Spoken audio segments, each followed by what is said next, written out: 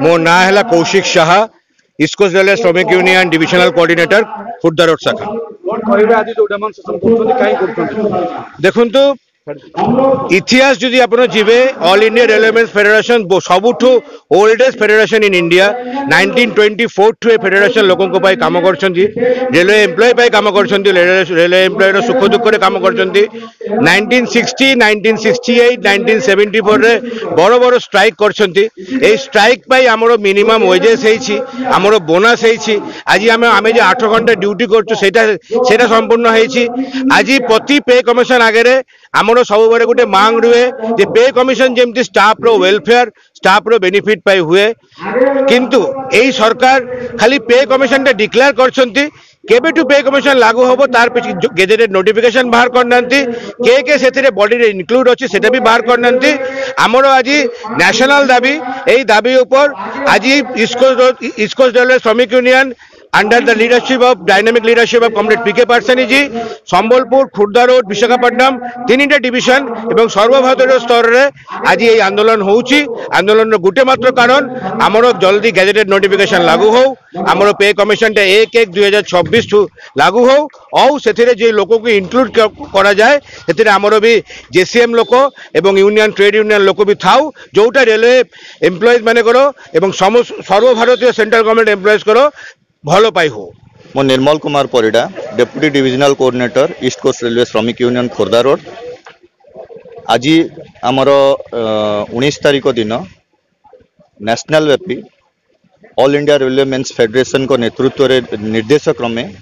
एवं आमर dynamic leader general secretary Shri P K Patsani नेतृत्व एवं आम डिविजनल कोऑर्डिनेटर श्री कौशिक शाह नेतृत्व में आज आम खोर्धा रोड रे एक डेमोन्स्ट्रेशन रो सभा आयोजित होउची जो थरे कि आमर मुख्य दाबी है जो प्रति 10 वर्ष रे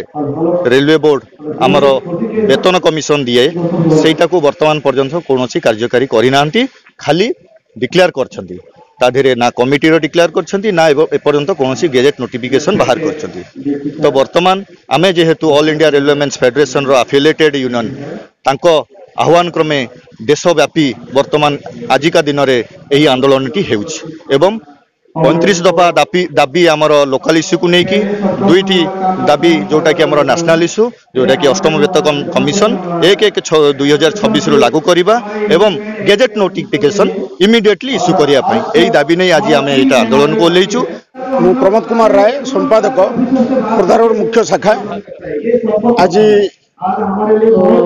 आह्वान देची ऑल इंडिया रेल फेडरेशन विशेषकर कमरेड पीके पाटसानी आह्वान रे एवं सर्वभारतीय स्तर रे कमरेड शिवपाल मिश्र आह्वान रे सर्वभारतीय स्तर रे ये आंदोलन आज चालू रही। आगामी दिन में जदि सरकारी स्तर रे सूचना पत्र अष्टम वेतन आयोग बाबद रे सरकार प्रसारित न करती ये आंदोलन आगामी दिन में जोर धरिब। तो समस्त आज से उद्वेग भाव में उद्वेग जनित समस्त उद्वेगर कारण रेल कर्मचारी केंद्र सरकार जिते कर्मचारी अच्छा समस्ते बर्तमान अंधकार भीतर अच्छा तेणु समस्ते आज एकत्रित होती प्रसंग बर्तमान पर्यंत आम अंधकार कहीं अच्छे से आम समस्ते आज एकत्रित होइचु। जदि सरकार आज आमर मेमोरांडम दबु डीआरएम महोदय को एवं रेल सदन रे आज आमर कमरेड पीके पाटसानी महाप्रबंधक महोदय को देवे और सर्वभारतीय स्तर में समस्त प्रशासनिक अधिकारी को समस्त को दिज्व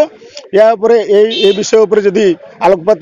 किसी न करती सरकार तेणु ये आंदोलन आगामी दिन में बड़ धरणर आंदोलन भाव में रूपरेख नब। लोकाल दाबी आमर एठिकार ट्रैकमैन मैंने अच्छा से प्रति अवहेला कर प्रकृत ड्यूटी रोस्टर को भली हवा दरकार से भली नीति नियम भितर चलुनी रनिंग ब्रांच से कौ भली घर बाहर केतबेले फेरबे स्थिरता रहूना से माने एक प्रकार गति श्रमिक भली खटुंट समस्ते तेणु सरकारी चाकरी किसी मूल्यांकन एठार नाही। प्रशासनिक अधिकार